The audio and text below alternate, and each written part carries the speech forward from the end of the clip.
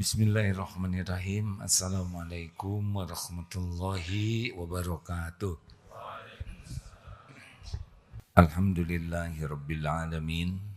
Segala puja dan puji hanya milik Allah Subhanahu wa taala yang maha dekat, maha menyaksikan, maha mengetahui segala-galanya.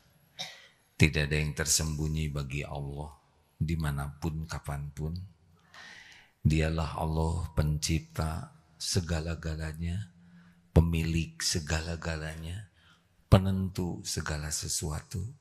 Tidak ada yang bisa terjadi tanpa izin Allah, baik nikmat maupun musibah.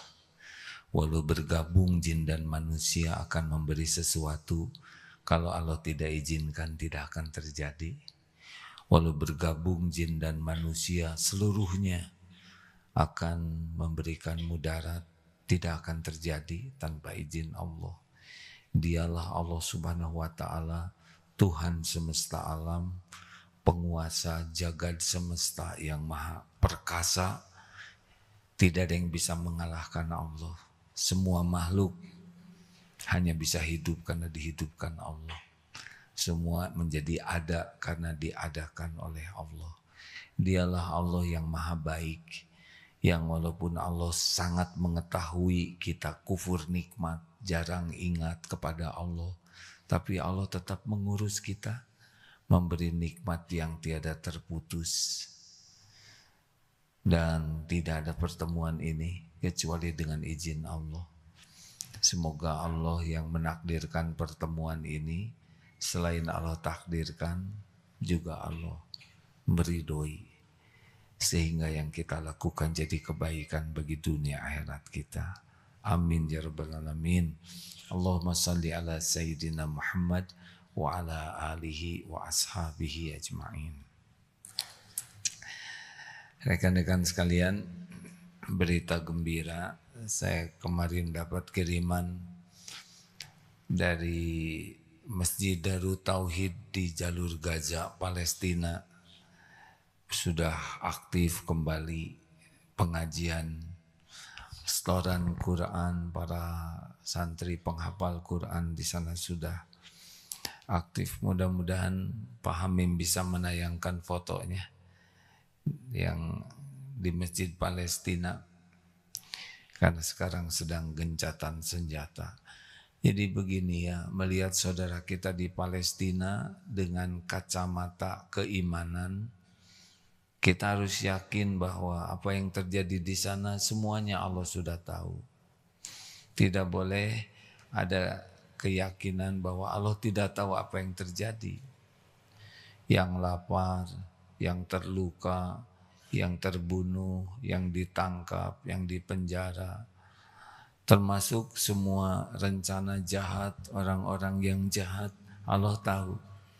Rapat-rapatnya, semua yang terjadi di tempat yang paling tersembunyi sekalipun, tidak ada yang tersembunyi bagi Allah. Innallaha la yakhfa alaihi syai'un fil ardi wala fis sama. Sesungguhnya bagi Allah tidak ada yang tersembunyi, baik di bumi maupun di langit, tidak ada yang tersembunyi. Jadi yang dibawa ke tempat tersembunyi tidak tersembunyi. Kita tidak bisa bersembunyi dari Allah. Mau bersembunyi kemana? Sedangkan dunia berikut isinya adalah ciptaan Allah seluruhnya. Semua tempat adalah milik Allah. Ini harus yakin seperti ini ya. Jadi dimanapun kita berada, wa huwa ma'akum aynama kuntum wallahu bima ta'maluna basyir. Al-Hadid ayat 4. Dan dia Allah bersamamu dimanapun kau berada, dan Allah maha melihat apapun yang kau kerjakan. Jadi dimanapun, kapanpun, kita tidak pernah sendirian, semuanya. Bagaimana Allah dekat dengan kita? Ya, dekatnya Allah dengan kita beda dengan dekatnya kita. Kalau kita kan ada jarak. Tapi dengan teknologi saja sekarang yang jauh jadi terasa dekat. Allah maha dekat. Siapa orang yang dekat dengan Allah? Salah satu ciri orang yang dekat dengan Allah adalah dia selalu merasa Allah itu maha dekat. Jelas? Kan kebanyakan orang tidak ingat ke Allah. Kebanyakan orang hanya ingat kepada Allah kadang-kadang ketika sedang sedih, memerlukan pertolongan. Kebanyakan orang ingat kepada Allah ketika sedang sesuatu saja. Nah, orang yang dekat kepada Allah itu selalu yakin Allah maha dekat, maha mendengar, maha menyaksikan, sehingga tidak pernah merasa sendirian. Nah, rekan-rekan sekalian, saudara-saudara kita di Palestina memang sangat berat ujiannya. Tetapi kalau imannya kuat, ya ini tidak ada makanan sama sekali. Allah tahu kita tidak punya makanan. Ini saya tidak ada lagi gandum untuk dibuat makan. Allah tahu tidak? Tahu. Ini sangat lapar. Allah tahu tidak? Tahu. Ini kedinginan. Semuanya Allah tahu. Semakin banyak memohon kepada Allah, nanti Allah gerakan. Ya, di antaranya sekarang ada gencatan senjata di Palestina itu. Syariatnya gencatan senjata, hakikatnya Allah yang membuat. Sekarang ratusan ribuan truk masuk ke Palestina. Allah juga yang menggerakkan. Lalu apa dong bagi kita? Nah, bagi kita yang ingin beramal soleh, kita ingat ke saudara kita di Palestina. Kalau sudah ada Allah, kenapa kita harus mendoakan? Itu ladang amal bagi kita. Kalau kita berbuat baik kepada saudara kita di Palestina, yang beruntung siapa? Yang untung siapa? Kita. Misal tahajud, kita doakan, ya Allah, saudara-saudara kami lapar, Engkau maha tahu, tolong ya Allah cukupi, lindungi, bahagiakan yang sedang sedih, hibur hatinya yang sedang berduka, ya Allah, cabut rasa takutnya. Ini doa-doa ini didengar oleh Allah, diaminkan oleh malaikat, dan bagimu juga, kita juga jadi didoakan oleh malaikat. Untung kita di sana, mudah-mudahan dengan doa kita dikabulkan. Yang tadinya sedang sedih, oleh Allah dihibur, hatinya jadi tenang. Yang sedang lapar, Allah pertemukan dengan rezeki. Tidak ada ruginya kita doa. Apalagi hikmah selain doa, kita mulai menyisihkan, kita kumpulkan uang kita, kirimkan ke sana, tapi nanti tidak sampai, tidak usah suudzon. Keluar dari kita sudah sampai kepada Allah kalau ikhlas. Kita bersedekah, tapi saya cuma sedikit, cuma saya bisa ngasih 10 miliar. Tadinya mau nyebut 10.000, tapi takut jadi diturutin oleh saudara. Besar kecil itu milik Allah dua-duanya. Allah tahu niat kita. Mulai keluarkan uang. Saya tidak punya uang, jual barang yang tidak manfaat. Tapi uang ini kecil sekali, tidak ada yang kecil. Ayo jangan ragu-ragu. Tidak akan berkurang harta dengan sedekah. Kita punya ladang amal. Satu doa, yang kedua dengan hartanya ya kita keluarkan. Yang ketiga, kita sebarkan informasi ini supaya orang tidak lupa kepada saudara kita di Palestina. Ini semuanya ladang bagi kita.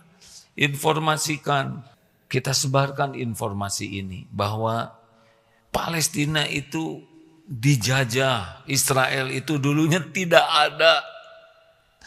Mereka lah yang datang. Dulu paspor orang Israel itu Palestina. Mereka terus menjajah, mencuri, menyiksa, menzolimi.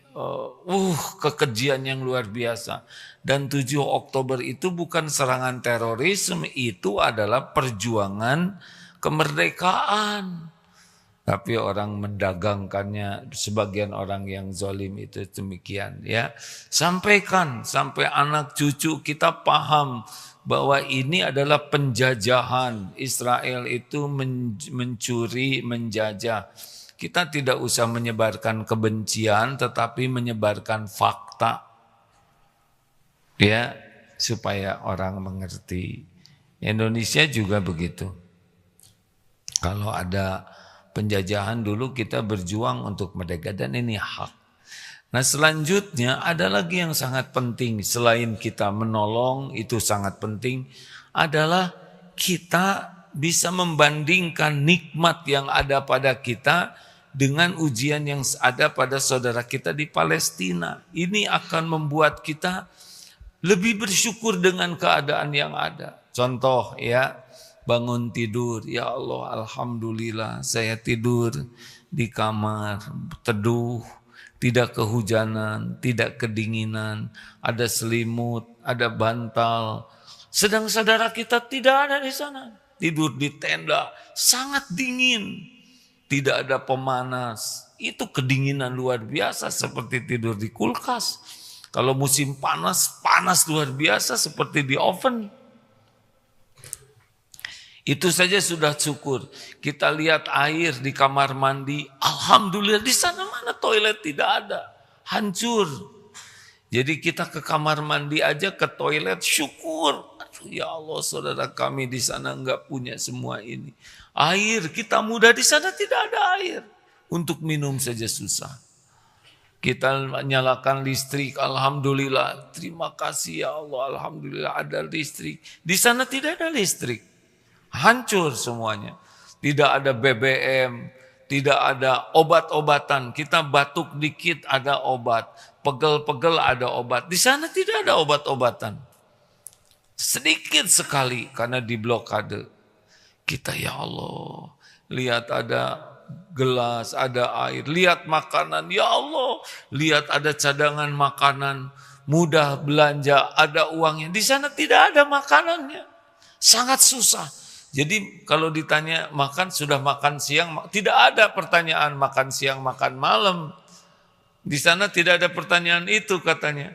Pertanyaannya sudah makan atau belum? Karena sekali makan saja sudah dianggap makan, cukup itu.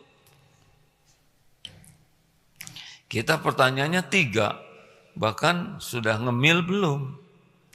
Sarapan, makan siang, makan malam. Di sana pertanyaan itu katanya tidak ada.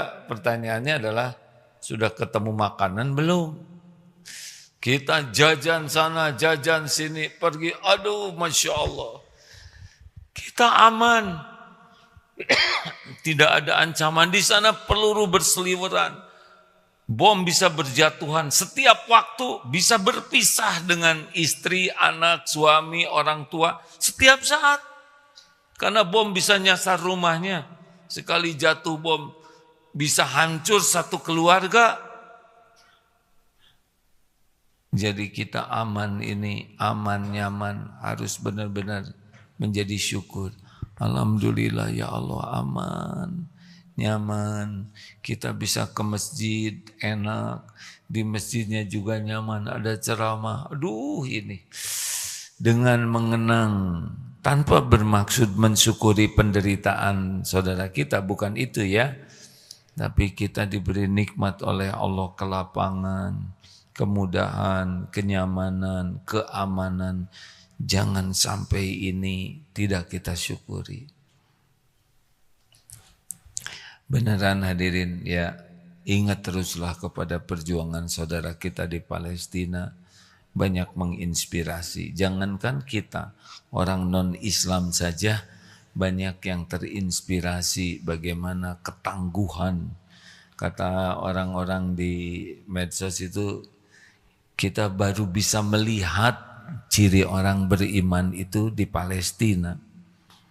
Bagaimana mereka betul-betul ujiannya itu lengkap dari mulai ketakutan, wala nabluwannakum bisyai'im minal khauf, ketakutan, kelaparan, kekurangan harta, jiwa, buah-buahan, wabasyiri sobirin. Ustaz, tolong dibacakan surat Al-Baqarah itu ya.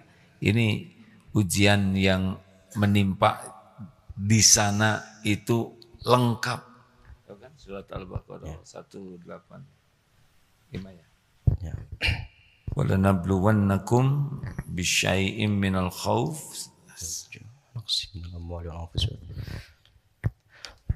Surat Al-Baqarah, surat yang kedua, ayat 155.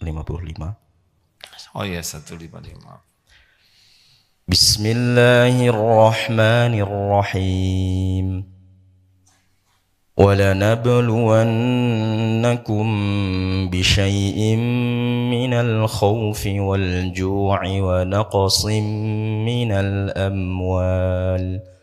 وَنَقْصٍ مِّنَ الْأَمْوَالِ وَالْأَنفُسِ وَالثَّمَرَاتِ وَبَشِّرِ الصَّابِرِينَ الذين إذا أصابتهم مصيبة قالوا إنا لله وإنا إليه راجعون أولئك عليهم صلوات من ربهم ورحمة wa ulaika humul muhtadun.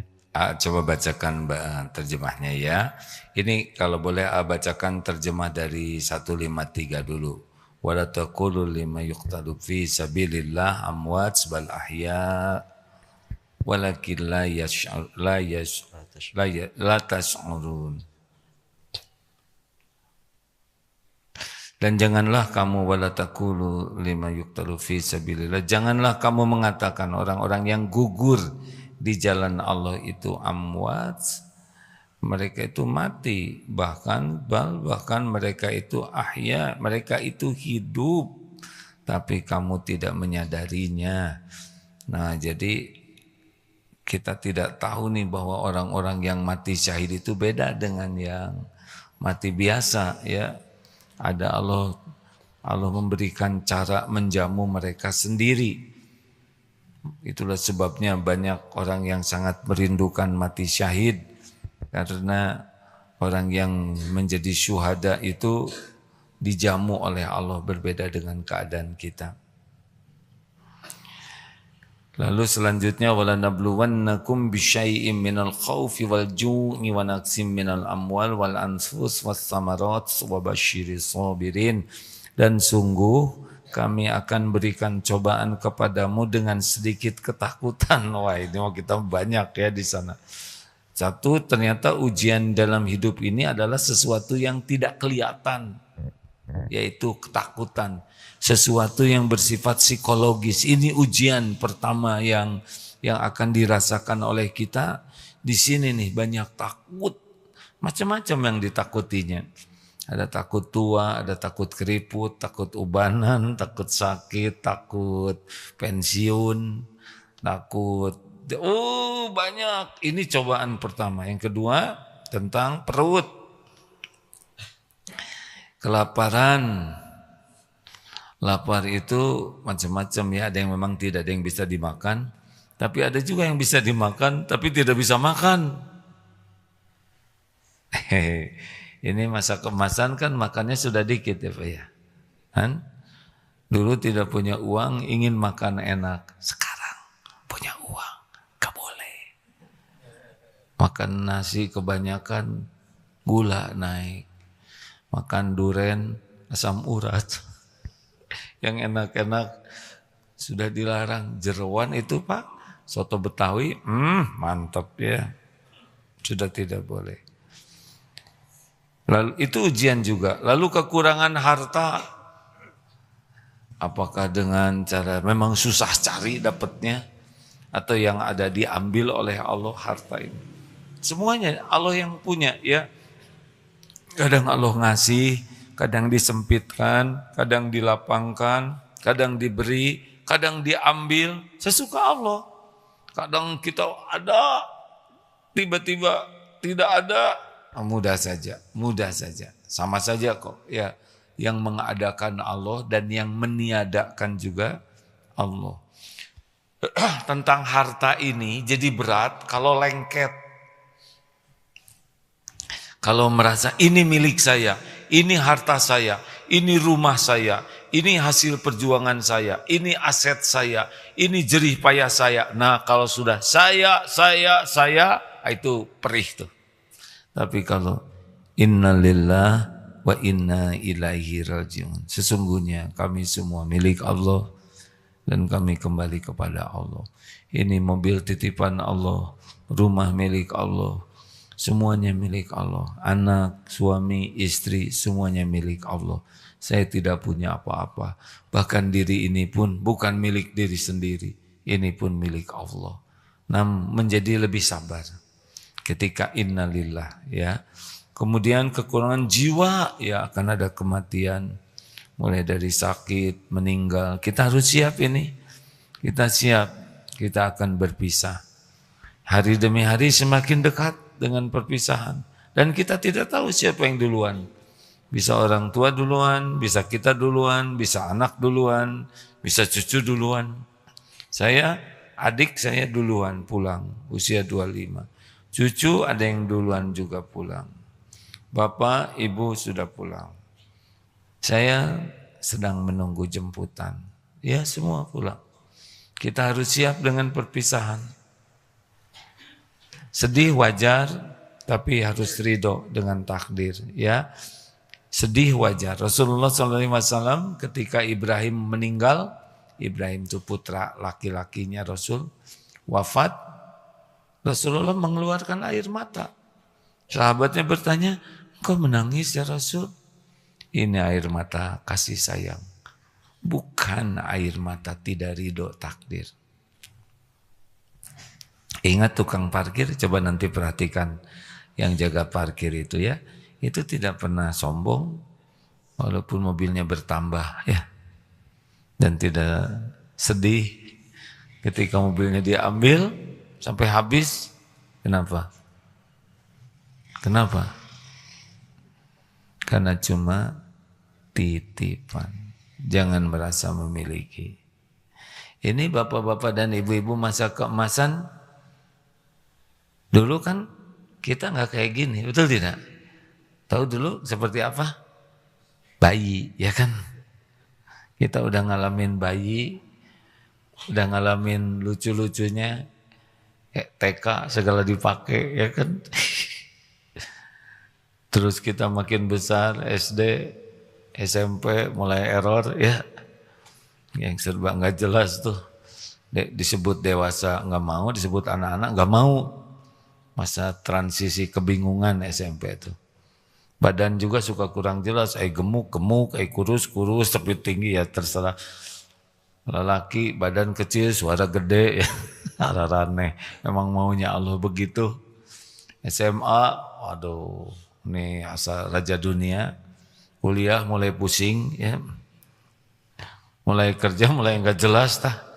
Mau minta ke orang tua nggak ada wibawa, ya. Kerja belum ada, ini dunia tertekan, yaitu udah beres sekolah, belum punya kerjaan, nggak jelas nih kehidupannya, ya. Tapi hidup aja. Tahu kenapa hidup? Karena belum meninggal.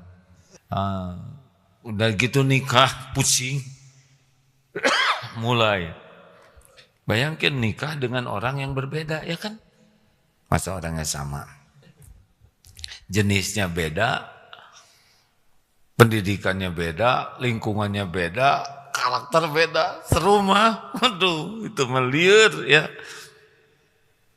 Cinta sebetulnya sangat tidak cukup untuk menyelesaikan masalah. Udah gitu teh hamil, muntah, ya kan.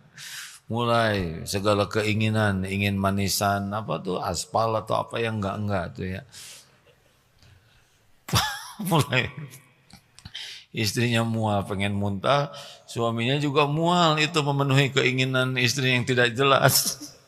punya anak teh brol ngelahirkan, waduh itu tuh udah biayanya, udah susah lahirnya, mulai namanya ini bukan nakut-nakutin ya, ada baby blues yang itu, yang anaknya nangis terus, istrinya stres, bapak nggak bisa tidur. Pernah tuh ada bertiga nangis, satu bayi, dua ibunya, yang kedua bapaknya juga karena nggak bisa tidur, ngeriung bertiga tuh. Kata bayi teh, gimana ini nggak jelas pisan, yang nangis saya yang karena pada kurang tidur. Begitu hidup tuh. Terus membanting-banting tulang, kontrak, ada aja urusan teh terus.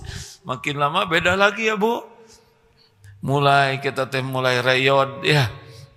3L, mudah letih, lesu, lemah, liur ya.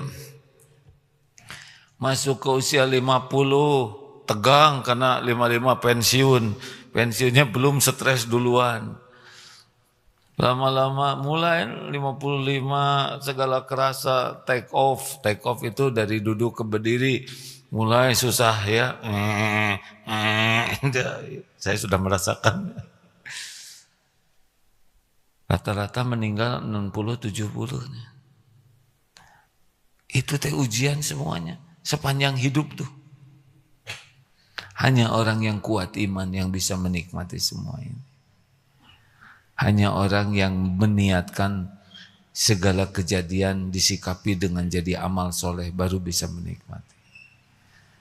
Nah, ujian apa lagi? Tadi harta udah. Kemudian jiwa udah.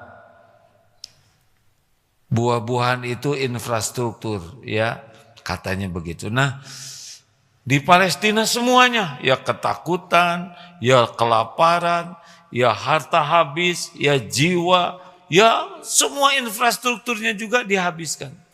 Wabashiris sabirin, dan berikan kabar gembira bagi orang yang sabar.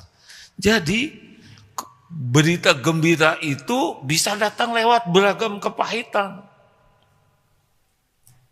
Apa keutamaannya? Jelas dari kepahitan ini dosa bisa berguguran, habis bagai gugurnya daun-daun. Ridho, keridoan Allah, faman rodiya falahu ridho. Kan begitu dalilnya, besarnya pahala sebanding dengan besarnya ujian. Jikalau Allah mencintai satu kaum, ibtalahum, Allah akan memberikan bala, cobaan kepada kaum tersebut. Faman rodiya falahu ridho, barang siapa yang ridho kepada apa yang Allah takdirkan, Allah ridho kepadanya. Waman sakito falahu sakhatu, dan barang siapa yang marah, tidak nerima takdir yang ada, Allah pun marah. Jadi orang-orang beriman terima aja, emang udah waktunya begini ya. Ya Pak ya, kita udah tua nih, ini seangkatan dengan saya. Mana yang tadi 60, acungkan tangan. Kok jadi tiga-tiganya? Bapak berapa maaf? 63.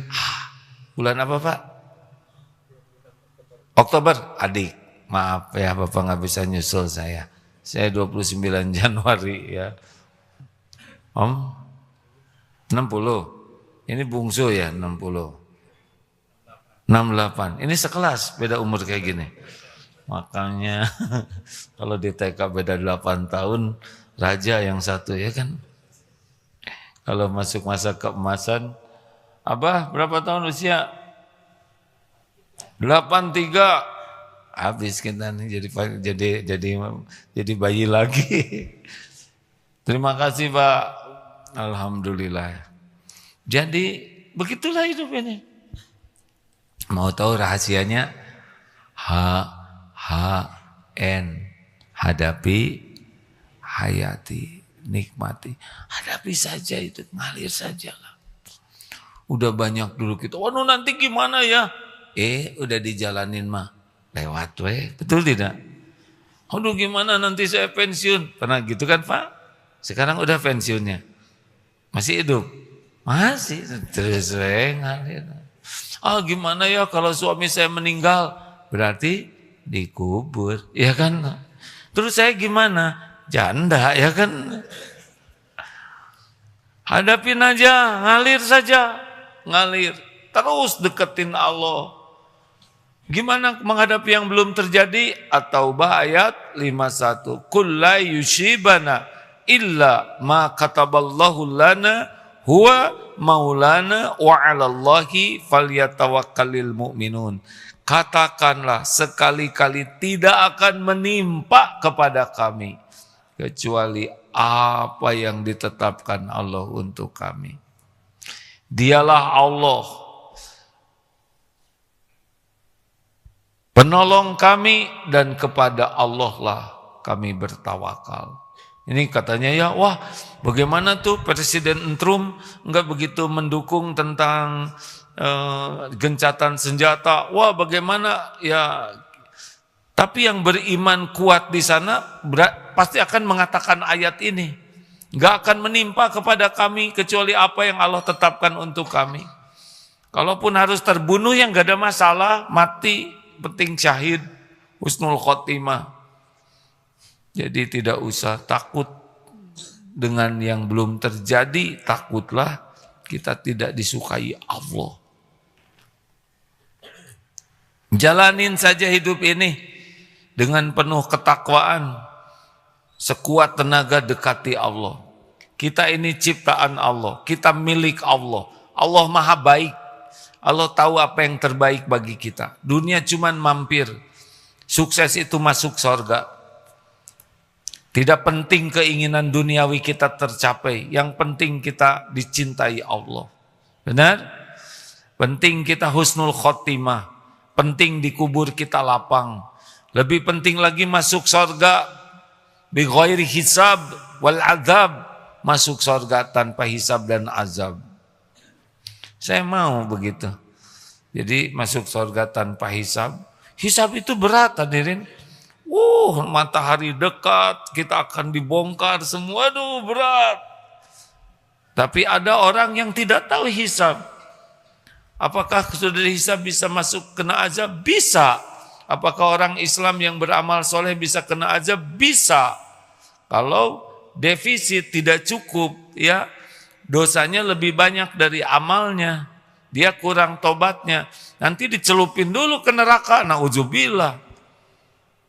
Makanya jangan merasa aman dengan amal yang sedikit. Nanti ada orang yang muflis, tahu muflis? Bangkrut di dunia, sepertinya banyak amalnya, tapi sering nyakitin orang, sehingga dibayarkan pahalanya kepada orang yang disakiti. Nanti kalau habis pahala, dosa orang yang disakiti diambil oleh dia sebagai tebusan dari perbuatan buruk yang tidak diselesaikan di dunia ini. Ini serius nih hadirin.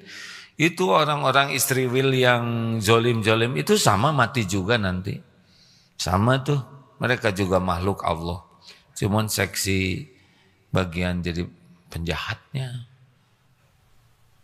Iya. Semuanya juga meninggal nanti.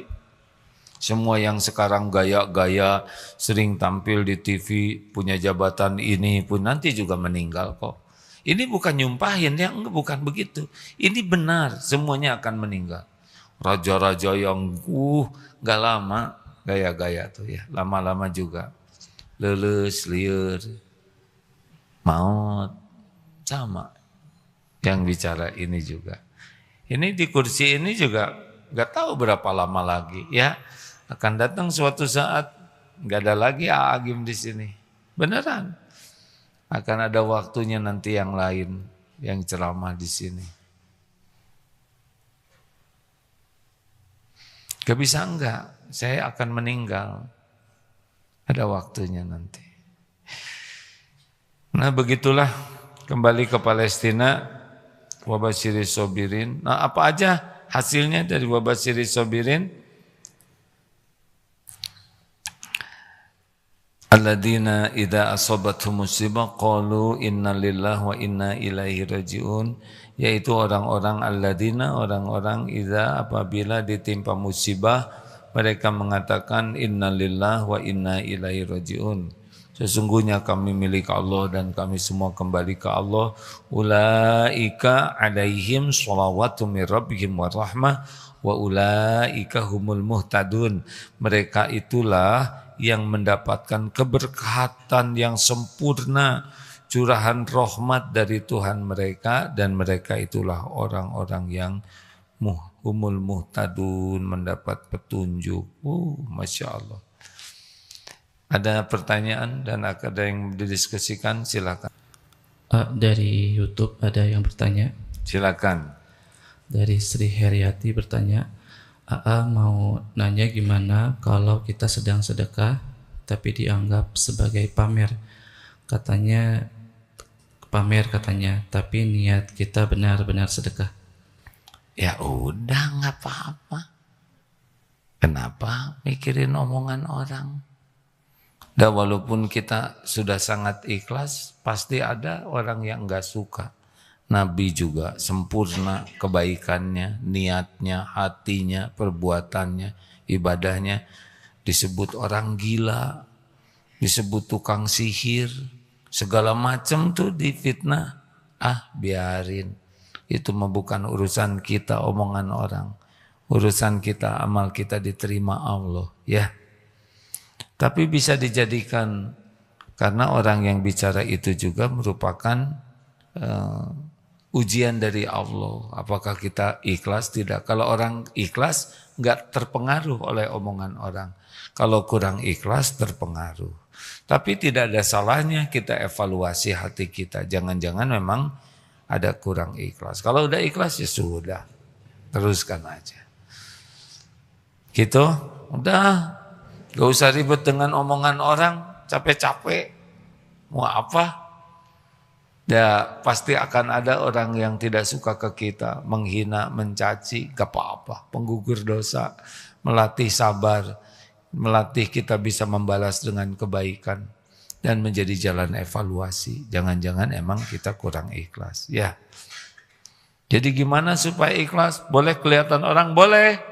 Tapi yang tidak kelihatan juga lakukan. Misalkan yang dilihat orang 1 juta, yang diam-diam 100 juta gitu. Jangan kebalik ya, yang dilihat orang 10.000, yang diam-diam 500. Nah itu. Kan ada yang masuk canceleng itu ditutup. Ada yang ingin merahasiakan jumlahnya karena banyak, ada yang ingin takut ketahuan karena sedikit. Pas dimasukin teng katanya bunyi, jadi ketahuan 500. Langsung kotak infaknya disepak. Ayo lanjut.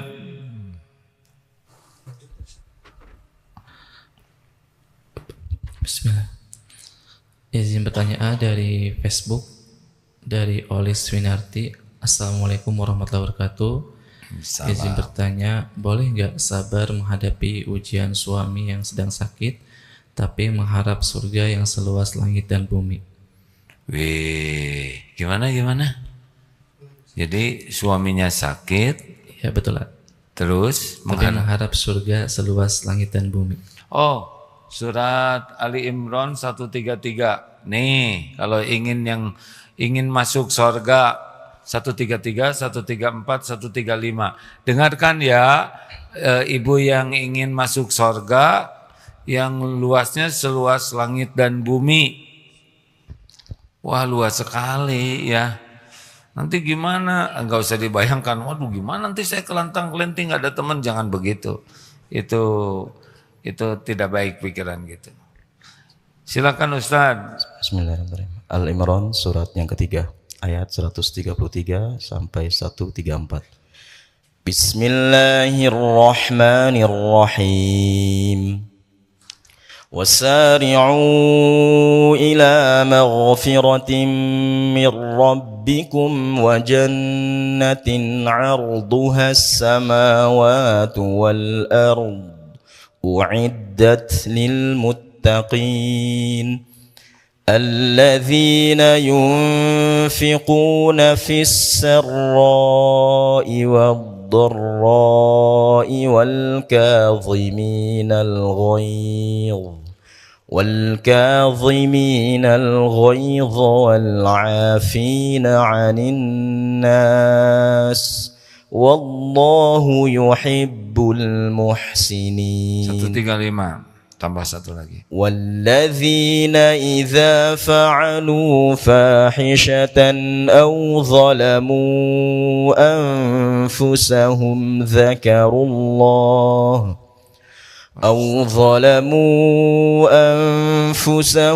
ذكروا الله فاستغفروا لذنوبهم ومن يغفر الذنوب إلا الله ولم يصروا على ما فعلوا وهم يعلمون. Wasari'u ila magfiratin min rabbikum wa jannatin 'arduha as-samawati wal ardu u'iddat lil muttaqin. Dan bersegeralah kepada ampunan dari Allah Tuhanmu dan kepada surga yang luasnya seluas langit dan bumi, yang disediakan bagi orang yang bertakwa. Jadi mengurus suami dengan niat ikhlas, dengan akhlak ibadah yang membuat tergolong jadi orang takwa, nanti dapat insya Allah. Nah, seperti apa orang yang bertakwa? Alladzina yunfikuna fis sarra'i wad dharra. Satu ya dalam ayat ini yaitu orang-orang yang senang berinfak, yang menafkahkan hartanya dalam lapang dan sempit. Jadi ahli sorga itu, orang takwa itu cirinya tidak pelit, ringan berinfak dalam segala keadaan. Nah, jadi kalau ibu bapak ingin jadi ahli sorga yang tadi dijanjikan, cirinya adalah tidak pelit. Tidak ada orang takwa pelit. 2, wal kadhiminal ghaidh, menahan amarahnya. Jadi kalau ingin masuk surga itu bukan jadi pemarah, la taghdab walakal jannah. Orang yang dikit-dikit tersinggung, dikit-dikit jengkel, dikit-dikit marah, marahnya juga marah-marah terus, makin lama makin zolim. Rada susah itu jadi orang takwa. Walaupun sholatnya sepertinya rajin, tapi kalau tidak ada upaya menahan amarah, belum termasuk ahli takwa. Orang yang mudah jengkel, mudah marah, uring-uringan. Bukan tidak ada sakit hati wajar, kecewa wajar, sedih wajar, tersinggung wajar, tapi jadi pemarah itu tidak baik. Wal 'afina 'anin nas, memaafkan orang-orang. Jadi orang takwa penghuni surga itu tidak ada pendendam. Tidak suka mikir-mikir benci, dendam, sakit hati, dibawa terus. Gak ada, maafkan. Suami maafkan istri, istri maafkan suami, anak maafkan orang tua maafkan anak. Pemaaf. Bahkan sebelum orang minta maaf. Periksa berapa. Hati-hati ya, kalau kita benci ke orang, itu kita sering zolim. Misalkan ada orang bicara jelek ke kita, dan kita benci ke dia. Padahal siapa tahu, kebaikannya banyak, sedekahnya banyak, nolong orangnya banyak, berbakti ke orang tuanya banyak. Jangan sampai karena nilai setitik, rusak susu sebelangga sedikit, setengki. Ini serius. Jangan sebel ke orang hanya karena satu perbuatannya. Karena sangat boleh jadi banyak perbuatan lain yang Allah sukai. Tidak ada orang sempurna, benar? Saya udah ngucapin salam sama dia, dia nggak ngejawab salam saya. Hanya itu, kemudian kita hapuskan dia itu ngaji, dia sholat, dia juga umroh, dia sedekah, dia nolong orang. Hanya gara-gara enggak menjawab salam, kita jadi benci seakan-akan orang itu jelek seluruhnya. Zolim kita ini. Maafkan. Tahu siapa maafkan? Siapa maafkan? Siapa yang nyebut istrinya Pak Afkan? Maafkan orang bertakwa. Maafkan siapa ya? Istrinya Pak Afkan. Itu Bu Afkan. Lanjut. Ayo dikit lagi nih. Wallahu yuhibbul muhsinin. Dan Allah mencintai orang yang berbuat kebajikan. Jadi orang takwa itu menahan marah, maafkan, berbuat baik. Itu SOP-nya. Tahan, maafkan, balas dengan kebaikan. Nah, ibu mengurus suami dengan ikhlas, wilayahnya ini nih. Allah mencintai orang yang berbuat kebaikan. Dan terakhir, walladzina idza fa'alu fahishatan aw dzalamu anfusahum dzakarallah. Dan juga apabila mengerjakan perbuatan keji atau menganiaya diri mereka sendiri, mereka akan ingat Allah, lalu mohon ampun terhadap dosa-dosanya. Dan siapa lagi yang bisa mengampuni dosa daripada selain dari Allah? Tidak ada lagi yang bisa mengampuni. Dan mereka walam yusirru ala ma fa'alu wa hum ya'lamun, dan mereka tidak meneruskan perbuatan kejinya itu sedang mereka mengetahui. Jadi tobat artinya kan, tobat itu menyesal, mohon ampun, berhenti dan tidak mengulangi. Terima kasih sahabatku sekalian. Hari ini tugas dakwah di Lapas Sukamiskin. Gimana itu orang ditangkap? Dia lebih bagus berbuat jahat ditangkap. Berarti berhenti perbuatan jahatnya, benar? Harusnya yang ditangkap itu berterima kasih sama yang nangkap. Ini cerita ya. Suatu saat diundang makan, perkenalkan ini sahabat saya ini, ahli tahajud, ahli masjid, senang sekali sedekah, rajin datang ke pengajian. Dah kenalan. Gimana Pak, sehat ya? Alhamdulillah, saya hijrah semenjak saya dipanggil KPK, gitu. Jadi solehnya sesudah dipanggil KPK. Berarti harus berterima kasih sama KPK. Bener, karena sebelum dipanggil saya ngaco katanya. Jarang orang berterima kasih kepada yang jadi jalan berhenti dari dosa. Ya, kita husnudzon, siapa tahu yang ditahan di LP Sukamiskin malah di sana jadi ahli takwa. Terima kasih rekan-rekan, waktu sudah habis. Subhanakallahumma bihamdik, asyhadu alla ilaha illa anta, astaghfiruka wa atubu ilaik. Assalamualaikum warahmatullahi wabarakatuh.